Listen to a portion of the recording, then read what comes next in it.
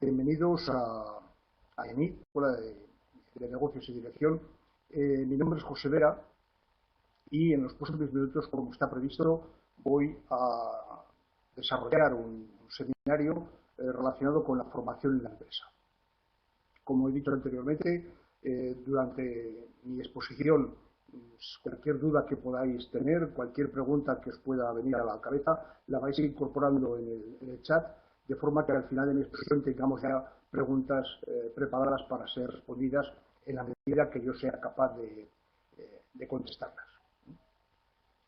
Tendrá una duración, como digo, de unos 40-45 minutos y al final haremos este capítulo de respuestas a las preguntas que hayáis ido formulando. Antes de arrancar con detalles sobre lo que sería la exposición del tema de formación en la empresa, quisiera hacer unas primeras reflexiones. La primera reflexión que me viene a la cabeza es que si la empresa debe sustituir a los centros educativos clásicos.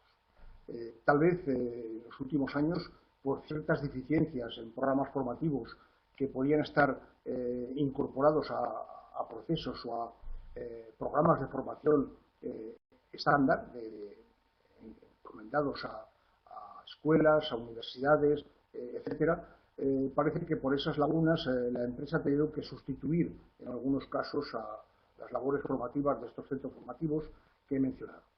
La pregunta sería qué tipo de acciones formativas le son propias a la empresa y qué tipo de acciones formativas le son propias a las escuelas públicas. Yo diría que la formación global, genérica, debería estar integrada en las escuelas tradicionales, tanto escuelas de formación profesional como universidades, como escuelas de negocios, como en este momento estamos, y la formación específica sobre productos, sobre procesos de fabricación, sí que debería estar en manos de la empresa privada. La pregunta que me hago es si en estos momentos es lógico o no es lógico que una empresa tenga que dedicar tiempo y esfuerzo a una formación en idiomas, por poner un ejemplo, o una formación en materias de paquetes informáticos que son más o menos estándar. Cada vez que veo algún curso de Microsoft, de Excel, de Word, en alguna empresa, yo me pregunto si es el sitio más adecuado para esta formación o ya deberían incorporarse los profesionales a la empresa con esa información o con esa formación adquirida a través de otros organismos más apropiados. Entonces, este dilema lo dejo sobre la mesa para que el día de mañana, cuando tengáis que emprender alguna acción formativa en la empresa donde estéis trabajando, bueno, pues os planteéis la duda razonable sobre si es un tema que debéis enfrentaros con él desde el punto de vista empresarial o debería venir ya el empleado con esa formación ya adquirida. Es una pequeña reflexión que hago inicial para abrir un poco la boca. La formación dentro de la empresa no es un coste. Olvidaros de ese concepto, esto nos cuesta tanto, no, es una inversión y como tal hay que considerarla. Es una inversión a largo plazo, porque lógicamente los beneficios de la formación no los vamos a obtener el primer día, y sobre todo es una inversión tanto para la empresa como para el empleado. El empleado va a poner un esfuerzo, un tiempo de su parte, dentro o fuera del horario de trabajo, todo dependerá de lo que se negocie, pero no deja de ser una inversión que va a redundar en su propio beneficio para el día de mañana, en conceptos como puede ser el de polivalencia, empleabilidad de cara a futuras oportunidades de empleo, etcétera. Entonces, que quede bien claro que la formación no es un coste per se, sino que es una inversión, sobre todo, como digo, a largo plazo.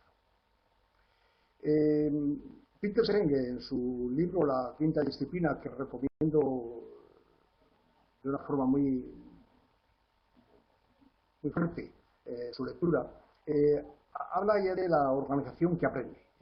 Hoy en día, con la evolución de todas las materias que tenemos de nuevas tecnologías, de nuevos conceptos que aparecen y que hacen obsoletos a los anteriores de un día para otro, no se entiende que una empresa, una organización de cualquier tipo no aprenda. El aprendizaje tiene que ser continuo. Y habla de 5 puntos que he resaltado aquí en esta transparencia, sobre todo en lo que sería el aprendizaje de la propia persona, como primer protagonista y primer beneficiario de esta acción formativa, de este aprendizaje. Hablar de los modelos mentales, es decir, las formas como vemos y consideramos nuestro entorno. No hay que olvidar que muchas veces nosotros no somos como nosotros creemos que somos, sino como nos ven los demás. Construir una visión compartida, es decir, pensar de que el individuo no es alguien, no es un ente aislado, sino que forma parte de una sociedad, en este caso la empresa. Aprendizaje del equipo, cada vez está el concepto equipo y trabajo en equipo está mucho más arraigado en nuestras empresas, porque la individualidad tiende a desaparecer. Los temas a tratar son tan complejos que es completamente imposible pensar que alguien, por poner un ejemplo bien moderno, bien racional, sería hablar, una persona sola, aislada, es incapaz de entender los entresijos de una hoja de cálculo. El trabajo de confección y de diseño de una hoja de cálculo responde a un equipo de trabajo que ha ido analizando cada uno de ellos las diferentes aplicaciones que la hoja de cálculo permite. Y sobre todo un pensamiento sistémico. Las relaciones que existen entre todos los componentes de la organización. La organización es un todo, los demás elementos son todos componentes de esa organización y lógicamente hay que entenderlo como un sistema, como un complejo, no como una individualidad. ¿En qué áreas se puede aplicar la formación dentro de la empresa? Por entrar ya en materia sobre el tema. Pues yo diría que en todas, no desde la contratación, porque lógicamente en la contratación no hay ningún proceso formativo, pero sí en la integración, tal como está mostrada en esta transparencia, pasando luego a la comunicación, la transmisión de la cultura al nuevo empleado, en la adecuación de la persona al puesto, porque aun cuando la persona llegue con unos conocimientos adquiridos en otros centros, en otras empresas, siempre faltará algo que le adecue a la persona al puesto que se le va a encomendar. Cuando se presenten promociones profesionales, sobre todo, no tanto las económicas, pero sí las profesionales, aparecerán programas de formación que van relacionados con esa formación. Si hacemos una gestión de recursos humanos, una gestión del talento basada en competencias, nos aparecerán una serie de desviaciones, de gaps, entre lo que teóricamente necesitamos para ocupar correctamente ese puesto y lo que el candidato o el ocupante tiene en ese momento. Y evidentemente en la planificación de carreras, en la medida que se pueda hacer esa planificación de carreras en estos tiempos de crisis que atravesamos, que nos dificulta mucho esa posibilidad de planificación. El área de formación y desarrollo tiene que tener herramientas suficientes. No vale solamente el voluntarismo, es decir, voy a dar formación, sino que hay que tener un buen consultor interno o externo que facilite esa labor de formación, ese desarrollo de aprendizaje para alcanzar objetivos previstos. Alguien tiene que responsabilizarse de que aquello que se está haciendo no se hace porque sí, no se hace porque está de moda, sino sencillamente que tiene una consecución de un objetivo bien concreto. Partiendo de la base de que la responsabilidad de la formación es de todos, es decir, desde la dirección de la empresa hasta el propio empleado, pasando por todos los estamentos intermedios. Sobre todo el mando intermedio es alguien que tiene una responsabilidad muy importante en temas de formación, sobre todo cuando hablamos de la formación sobre el propio puesto de trabajo. Y lo que sí está claro es que el tema de la formación es un tema banal, es un tema que está dirigido a personas adultas. A veces frivolizamos demasiado la formación, nos preocupa cuántas horas al año nos van a dar de formación sin preocuparnos demasiado sobre la calidad y los contenidos de esa formación, y lógicamente hay que hacer ese análisis racional para que la formación esté totalmente encaminada a satisfacer necesidades de las personas y sobre todo objetivos de la propia organización, en este caso de la propia empresa. Los objetivos los podemos separar en dos, vamos a decir, objetivos empresariales, es decir, por qué la empresa aborda programas de formación. Bueno, básicamente pensar en la mejora de la competitividad, que es muy importante en estos tiempos además que corren. La competencia ya no está muchas veces entre empresas del mismo sector, sino empresas de diferentes sectores, de diferentes países. La globalización nos ha llevado a que los competidores pueden estar en las antípodas y, lógicamente, esa competitividad hay que mejorar. buscar o asegurar una permanencia del empleado en la empresa. Si el empleado ve que la empresa se preocupa por su desarrollo profesional, bueno, pues la fidelización estará más garantizada. Preparar al personal para contingencias que puedan venir, es decir, buscar esa polivalencia, esa adaptación a los nuevos entornos, de forma que esa formación sea una formación continua y sobre todo estratégica, pensando en el futuro. La comunicación mejora las relaciones interpersonales, sin lugar a dudas, es una herramienta también de comunicación entre los mandos, entre los jefes y los empleados, y sobre todo una herramienta de motivación, es decir, fomenta la integración del empleado dentro de la empresa y, si no podemos hablar tanto de lealtad en estos tiempos, sí por lo menos intentar ganar la fidelización del empleado, al que le hacemos ver que si continúa trabajando con nosotros dentro de la empresa, su planificación, su desarrollo profesional está más o menos garantizado. Estos serían un poco los objetivos de la propia organización, de la propia empresa. Si vamos a los objetivos personales, los intrínsecos del empleado, en cuanto a las personas, bueno, pues como digo, adecuar a la persona al puesto, mejorar el desempeño personal en el trabajo, facilitar esa polivalencia y esa empleabilidad que mencionaba antes, es decir, es importante que el empleado se ponga al día de todos los temas relacionados con su propia especialidad o inclusive adquirir nuevas especialidades por lo que pueda ocurrir en un futuro más o menos lejano, un desarrollo personal del propio individuo a la par que profesional y sobre todo facilitar a cualquier cambio organizativo que pueda aparecer. En los tiempos que nos toca vivir, lo que ayer era válido hoy ya no lo es y mañana seguro que no lo va a ser, con lo cual esa adaptabilidad del empleado al trabajo es muy importante y la deberemos favorecer a base de esta formación.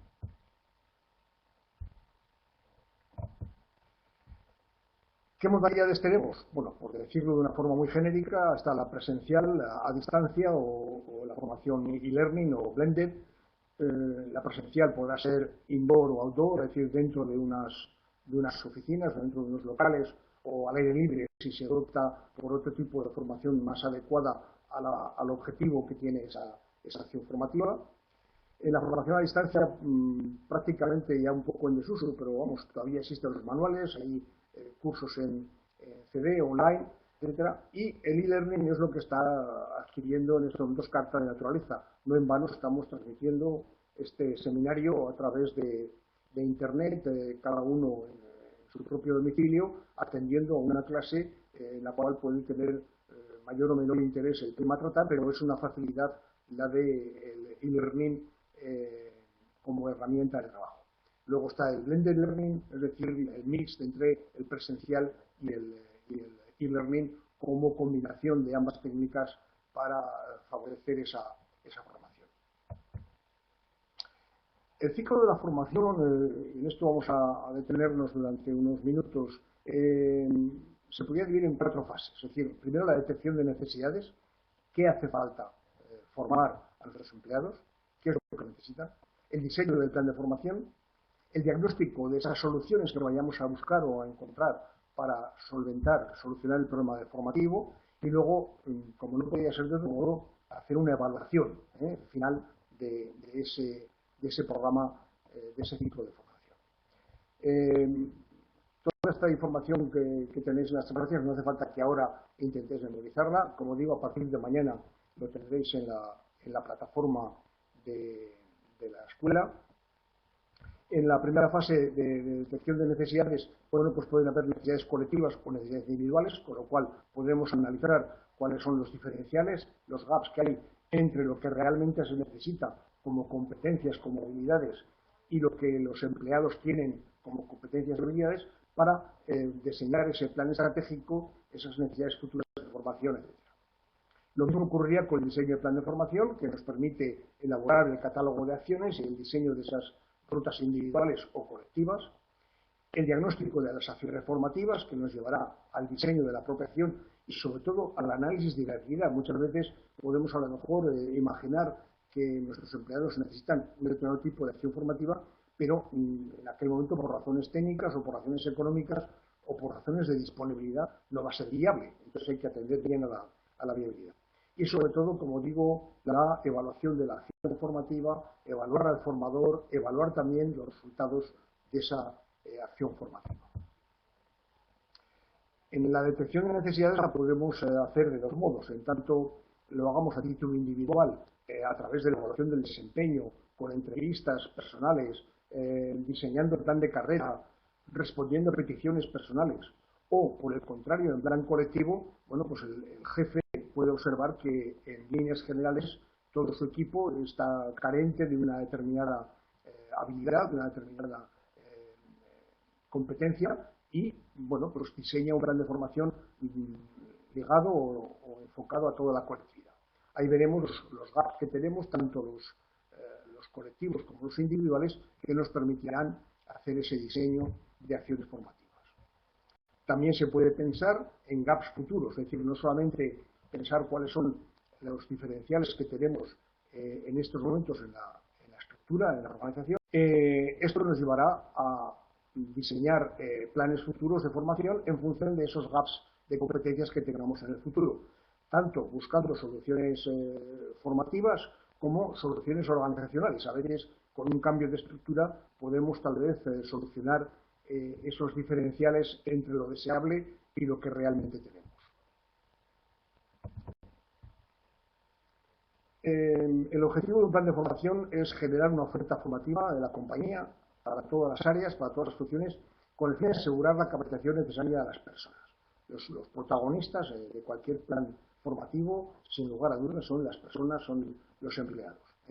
Entonces, el objetivo tiene que ser un plan integrado dentro de la estrategia de la empresa, que analice todos esos gaps que hemos detectado antes en el análisis para poder hacer ese diseño sin desviaciones o sin errores que lógicamente nos lleven a gastos innecesarios por habernos equivocado de objetivo.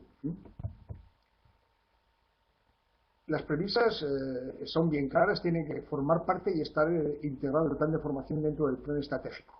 No puede ser algo que funcione por libre, sino que no hay diseñado el plan estratégico de la compañía para los próximos 2 años, 3 años, 5 años, depende de cuál sea el horizonte que la empresa se plantee. Ese plan de formación tiene que estar totalmente integrado en ese plan estratégico.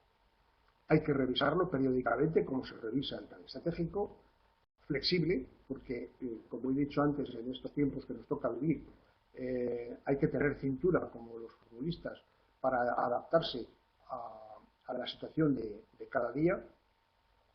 Tiene que haber una estrecha colaboración entre los responsables de la formación y la dirección, tienen que sentirse totalmente amparados, defendidos. O sea, la dirección tiene que asumir esa formación, lógicamente la que le corresponda a la propia empresa, tiene que asumirla como algo básico y fundamental para conseguir estos objetivos que decía, de desarrollo personal, de motivación, de integración de las personas en la compañía y sobre todo de ganar esa polivalencia o esa empleabilidad del empleado en un futuro. Y evidentemente, como todo plan, tiene que estar haciendo una revisión anual, por lo menos, de ese plan de formación para ir poniendo al día las posibles desviaciones que hayamos podido encontrar en el transcurso del ejercicio anterior. Para definir un plan de formación hay que tener un buen catálogo de cursos y las herramientas o los parámetros que hemos de tener en cuenta a la hora de diseñar ese catálogo de cursos, bueno, pues es tener una buena justificación, lógicamente saber por qué estamos haciendo ese plan de formación, el colectivo de destinatarios a los que vamos a dirigirnos, requisitos previos que sean necesarios, porque lógicamente habrá acciones formativas que requieran que el candidato a ese curso tenga que tener un mínimo de conocimientos suficientes para que el desarrollo del curso sea eficaz, sea efectivo.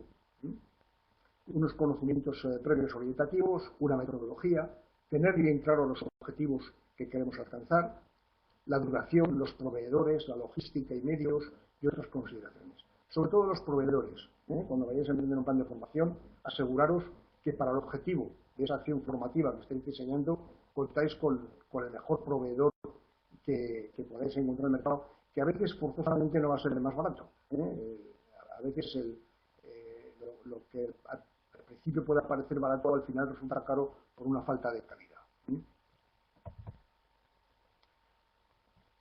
Es muy cómodo, muy útil hacer una matriz de correlación entre los diferentes grupos profesionales o puestos y las acciones formativas.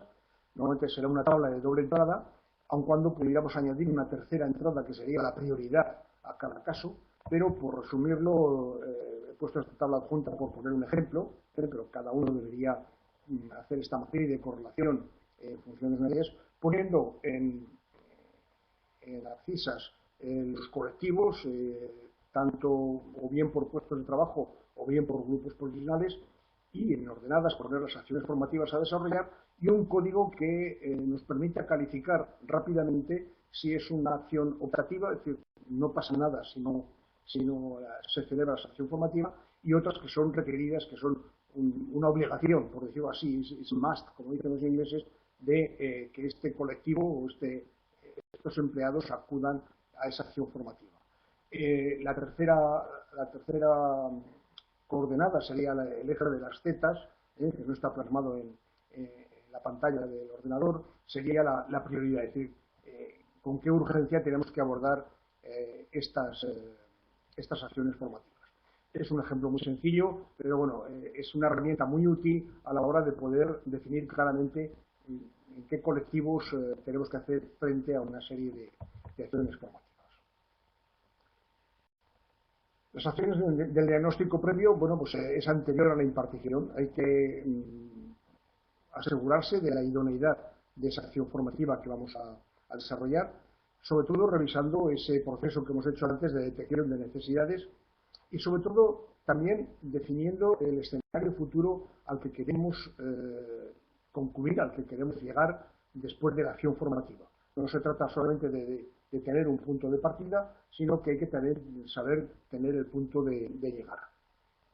Luego, hacer ese diseño de la acción, lógicamente con alguien que conozca la materia, por eso siempre es recomendable recurrir a consultores externos, y hacer un análisis de viabilidad, es decir, no pensar solamente en la pura teoría, sino tener los pies en el suelo y ser lo suficientemente prácticos como para analizar esa viabilidad del programa formativo, tanto en razones de tiempo, oportunidad, costes, inclusive la disponibilidad por parte de los asistentes. Muchas veces hacemos un proyecto de un plan formativo y resulta que lo hacemos en el momento menos oportuno porque el colectivo está en ese momento en un proyecto muy importante, muy urgente, y no lo podemos distraer del puesto de trabajo para que acuda a esa acción formativa.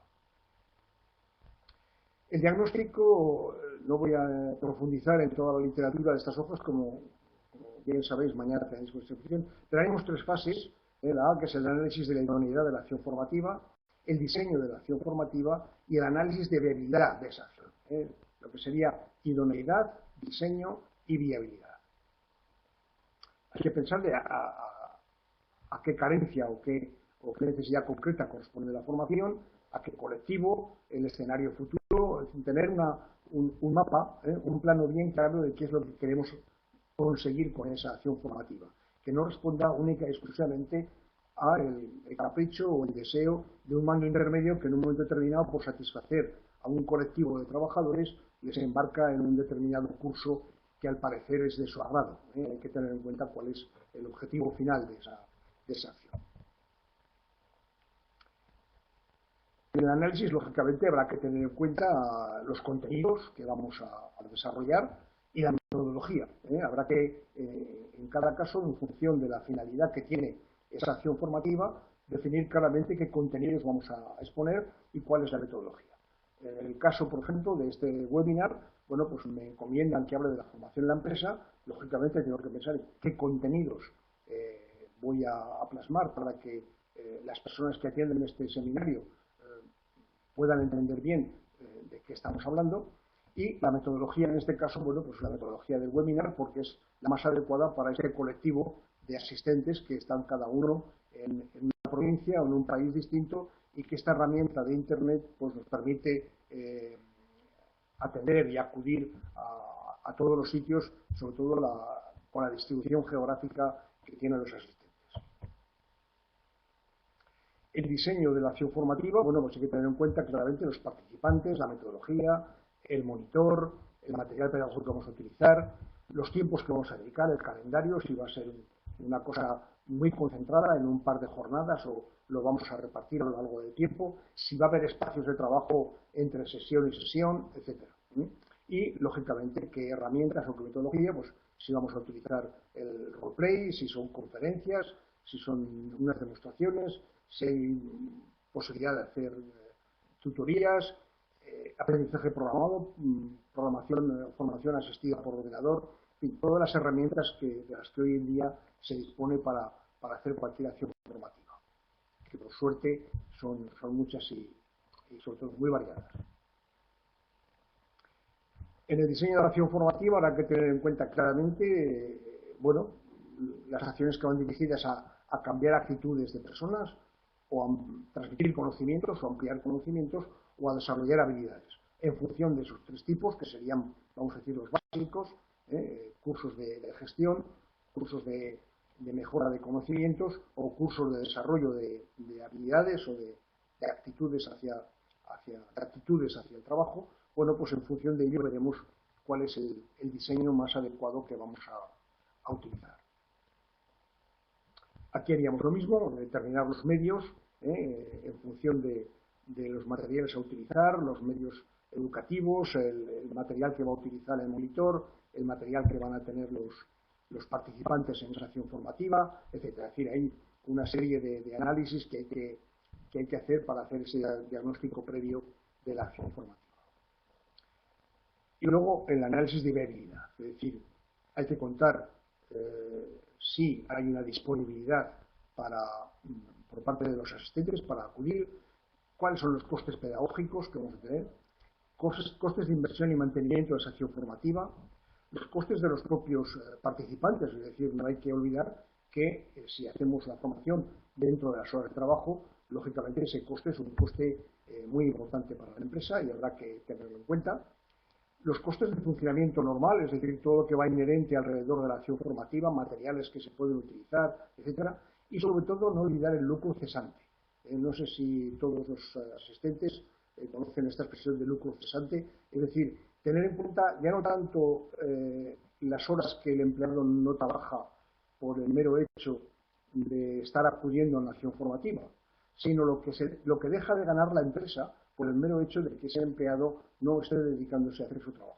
Sobre todo lo que está directamente relacionado con la facturación a los clientes. Es decir, lo que dejamos de ganar por el mero hecho de que el empleado esté haciendo otra cosa que no su trabajo habitual.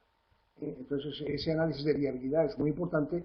No va a ser cosa que al final les cueste más el collar que el perro, como dice el refrán castellano. ¿Y por qué medir la formación? ¿Por qué hacer esa valoración o esa formación? Bueno, pues porque Peter Drucker lo dijo ya bien claro en el siglo pasado, cuando empezó sus trabajos de management, todo lo que no se puede medir no existe.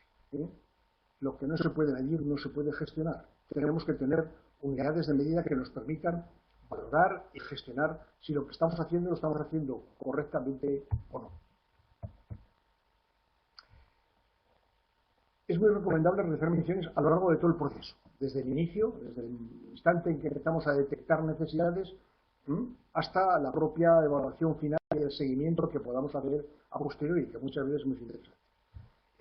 Siendo prudentes a la hora de medir, no va a ser cosa que nos cueste más la unidad de medida que lo que estamos midiendo.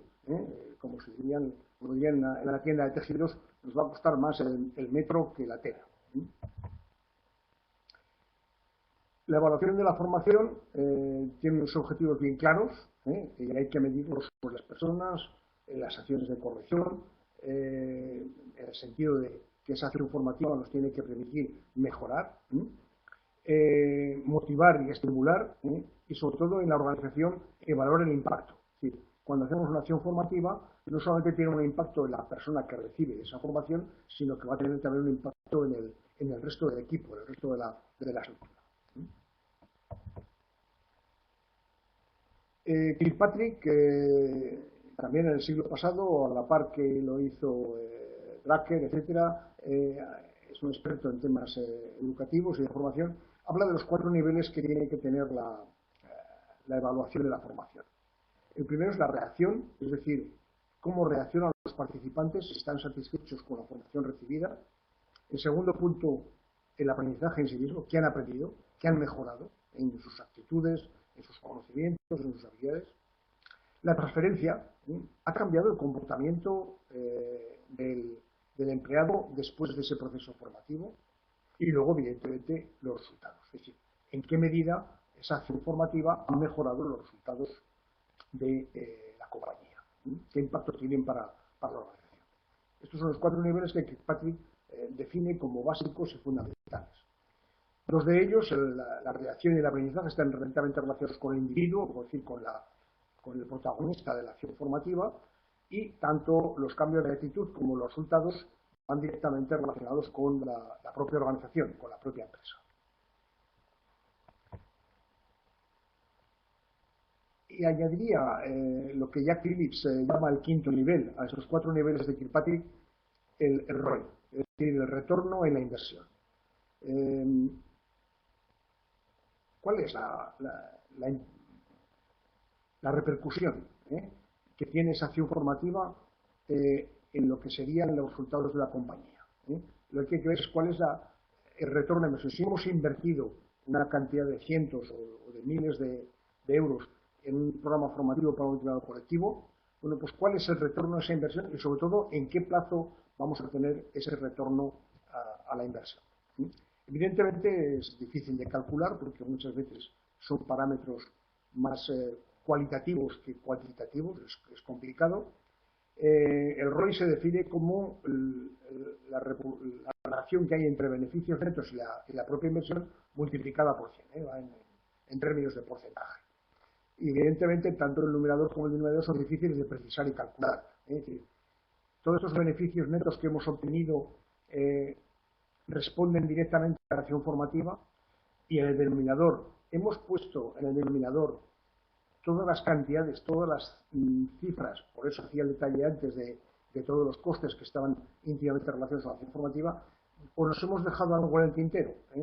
Pero por lo menos con este cálculo, si intentamos afinar bien tanto el numerador como el denominador, al final tendremos un porcentaje, un retorno de la inversión que nos dejará más o menos satisfecho en función de cuál es la cifra obtenida, cuál es el porcentaje obtenido de que esa acción formativa que hemos tomado la iniciativa de hacer, pues ha salido satisfactoria.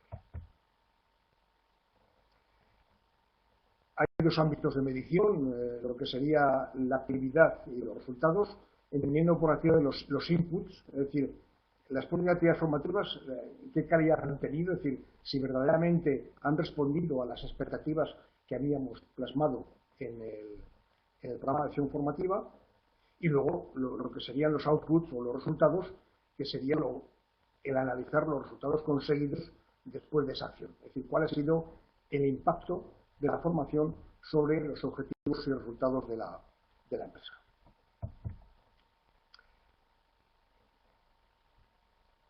Indicadores de medición podemos buscar de varios tipos, cuantitativos, es decir, si tenemos elementos de medida cifrados en valores absolutos o en porcentajes, cualitativos, que serán pautas de comportamiento y de actuación claramente observables por parte de los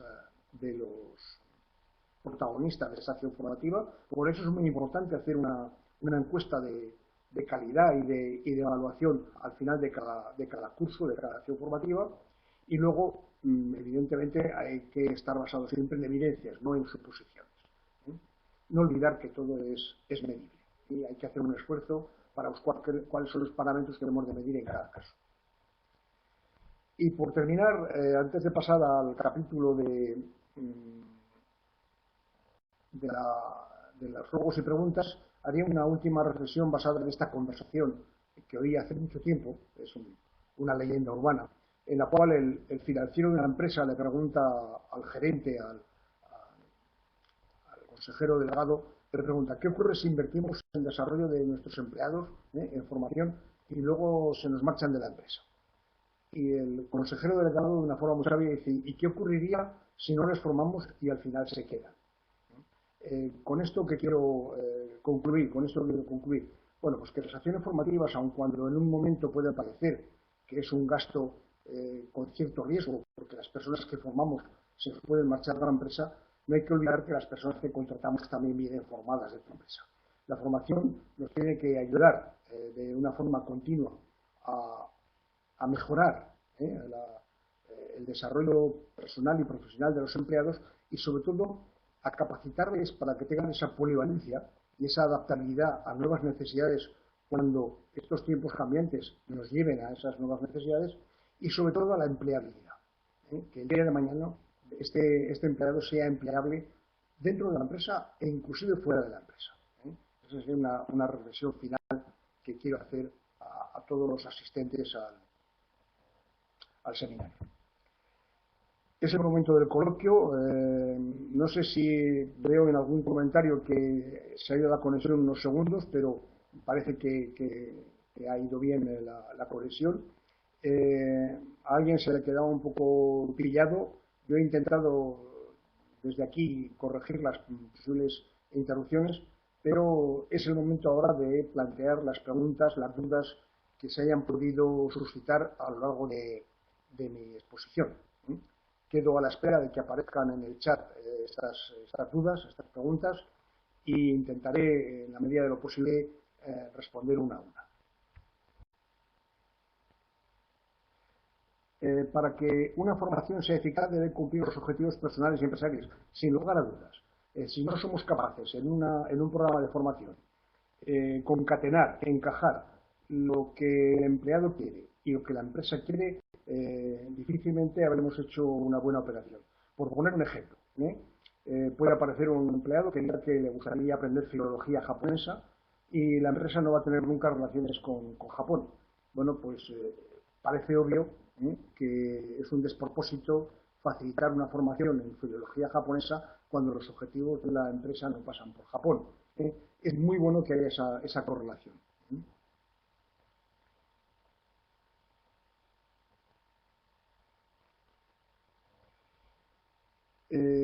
Alguien pregunta, el tema bastante claro para esta. La formación de los empleados de la empresa suele ser grupal o más bien tiende a ser individual. Me ha encantado el tema y las clases. Muchas veces pues, yo tengo que agradeceros esta gentilidad. Dependerá de cada caso. Habrá acciones formativas que estarán muy relacionadas con un colectivo, con un departamento, sobre todo en aptitudes o en competencias relacionadas con la gestión. Entonces, bueno, podemos diseñar un curso relacionado con una determinada competencia cuando veamos que es de interés común. Pues por decir algo, unas nuevas técnicas comerciales de acción directa cuando las queremos desarrollar en un colectivo de vendedores de una determinada provincia. Bueno, pues es absurdo hacer una acción individualizada, sino que cogemos a todo el grupo. Sin embargo, cuando vamos a promocionar a alguien en particular para que ocupe un puesto de mayor responsabilidad y le falta alguna competencia relacionada con ese nuevo puesto, bueno, pues habrá que diseñarle un programa relacionado con su persona, y habrá que hacer un programa individualizado. Depende de las circunstancias. Yo diría que cualquiera de las dos modalidades es buena. En el caso de una formación e-learning parece que está más encaminada a una formación de tipo individual, porque es la persona que a título individual se apunta a ese webinar o a ese máster online, pero el mensaje va dirigido a una colectividad de alumnos que han decidido agruparse alrededor de ese máster online, como puede ser el caso.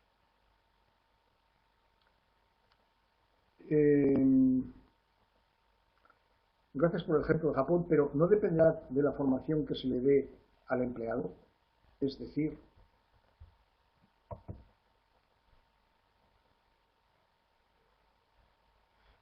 lo que hay que buscar siempre es el interés mutuo. Es decir, he puesto el ejemplo de Japón por hacer una pequeña butada, una pequeña broma,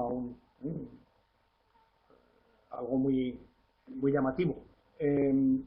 Evidentemente, el saber no ocupa lugar y siempre puede ser interesante. Nunca una empresa sabe si al final va a tener negocios con Japón.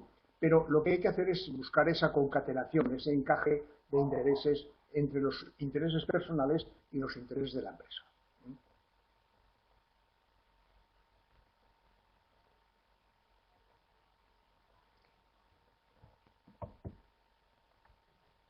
¿Alguna pregunta más? ¿Alguien agradece? Marta, gracias a ti por haber planteado la pregunta. Tenemos todavía unos minutos. Por mi parte no tengo ningún inconveniente en esperar que planteéis alguna pregunta. Mientras la planteáis, explicaros claramente que las acciones formativas es algo que tiene que estar, tal vez me reitero un poco como lo he dicho antes, tiene que estar muy ligadas con los objetivos de la empresa. Lo que no se puede hacer es formar por formar. Y como decía al principio, como los primeros requisitos o las primeras reflexiones, analizar cuando aparezca una petición de una acción formativa, si esa acción formativa debe ser impartida dentro de la empresa o el empleado tiene que venir ya con ella adquirida desde la universidad, desde las escuelas profesionales, desde la educación básica. Pongo nuevamente el ejemplo de los idiomas o de la informática básica, si eso no tiene que estar adquirido en escuelas antes de la vida profesional. ¿Qué significa en la forma de análisis de la formación el numerador? Me imagino que te estás refiriendo al ROI. Voy a intentar ir hacia atrás.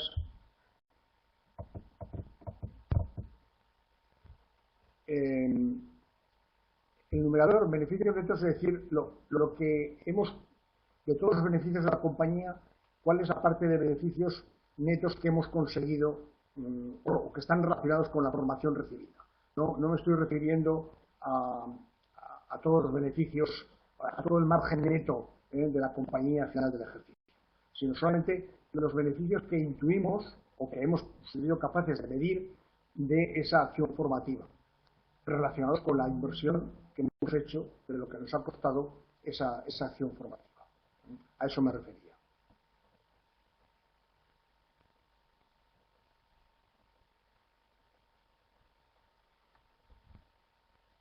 Verónica Comeda dice, piensa que sí que hay que tener conocimientos básicos previos.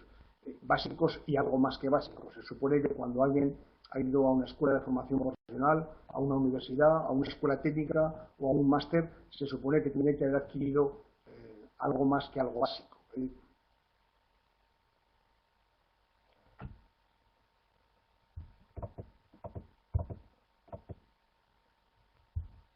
No olvidéis esta última reflexión.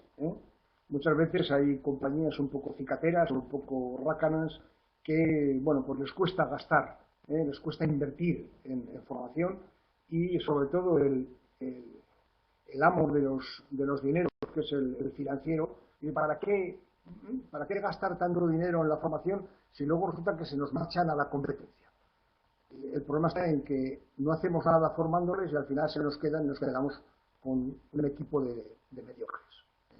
Hacer una reflexión profunda sobre esta transparencia que, como os digo, la contaréis con ella a partir de mañana.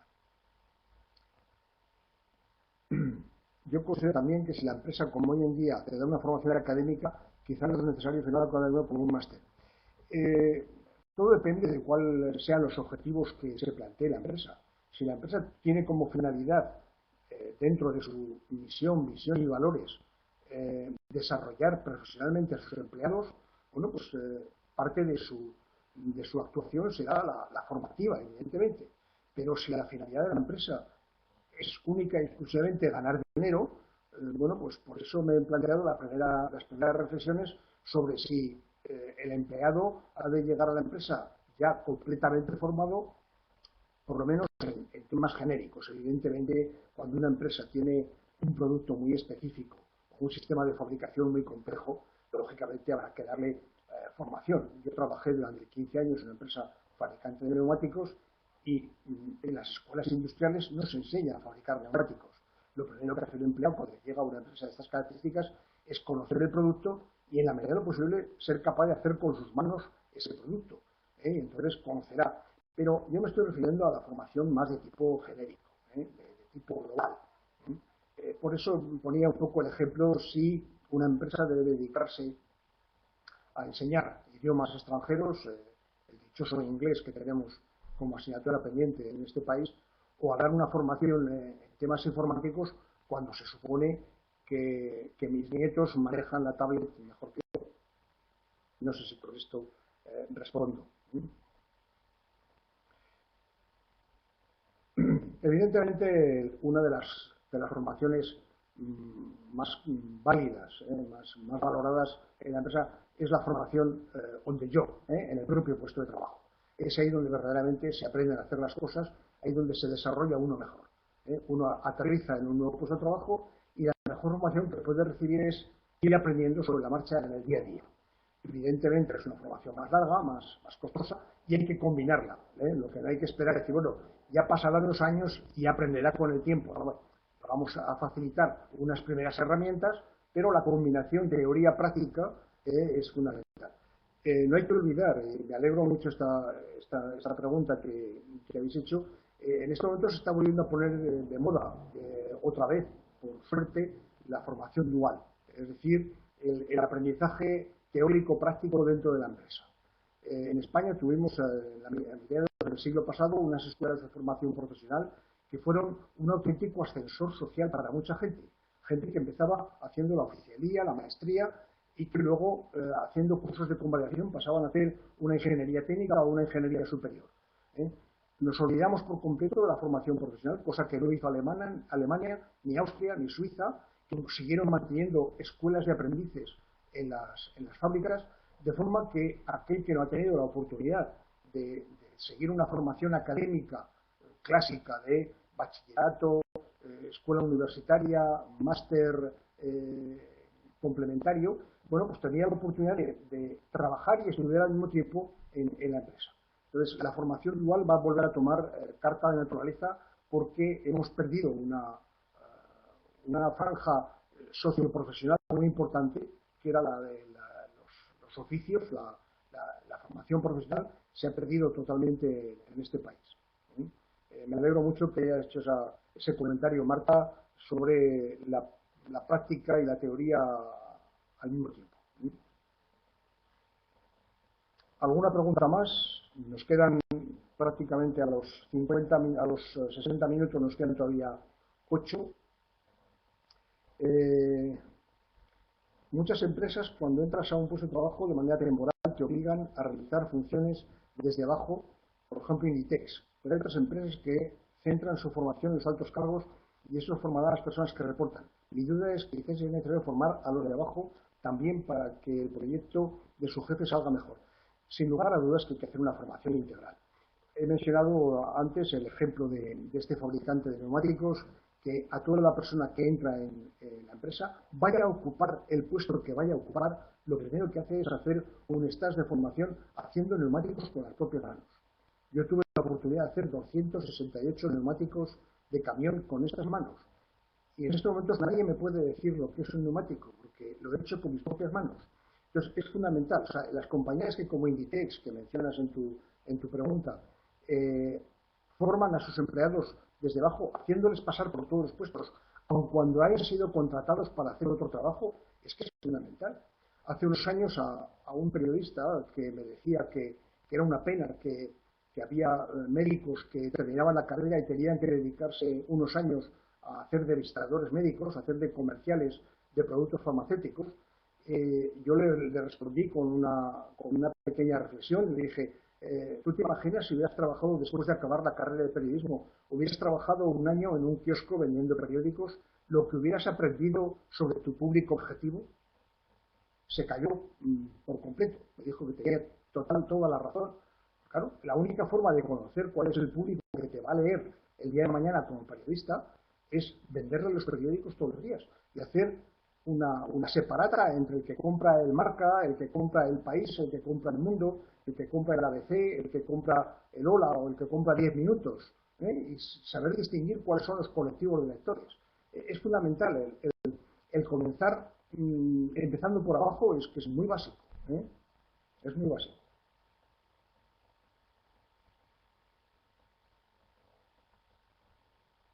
Gracias a ti, Marta.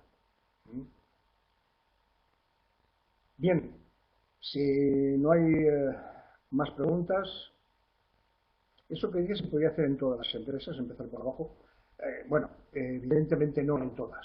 Empresas pequeñas va a ser muy difícil que puedan dedicar tiempo y sobre todo dinero en que el empleado que va a ocupar un determinado puesto empiece como vendedor. Esto lo pueden hacer grandes corporaciones. El caso más típico que conocemos últimamente, más general, es el caso de Decathlon, que todos empiezan por trabajar a nivel de tienda. Pero claro, un pequeño comercio no se puede permitir el lujo de dedicar tiempo y esfuerzo económico en dar esa formación. Pero sería deseable que hay un refrán castellano que dice que para saber mandar hay que saber obedecer. Si no has pasado la etapa manual, después la etapa técnica, difícilmente vas a llegar a hacer una etapa de gestión correcta. Hay que sudar primero la camiseta, hay que hacer las cosas con las manos, hay que remangarse y tocar el barro para luego poder llegar a ser un buen ceramista, es decir, un buen arquitecto. Difícilmente se va a entender una profesión técnica sin haber pasado por una etapa previa de formación manual. Por eso hablaba de esta formación dual que vuelve a estar otra vez de moda, por eso decía que era una feliz idea de volver otra vez a retomar el tema de la formación compartida, teoría y práctica al mismo tiempo.